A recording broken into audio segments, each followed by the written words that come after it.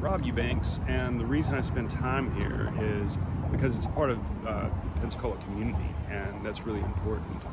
to be a part of, because there's so much, not outreach so much as bringing in that this place does, and that's so much fun with the events and with just the gardening itself, and having it be a beautiful place that produces really cool food and also educates kids and adults, but also the entertainment aspect, the entertainment venue part is really fun for me as well too, to be a part of the production of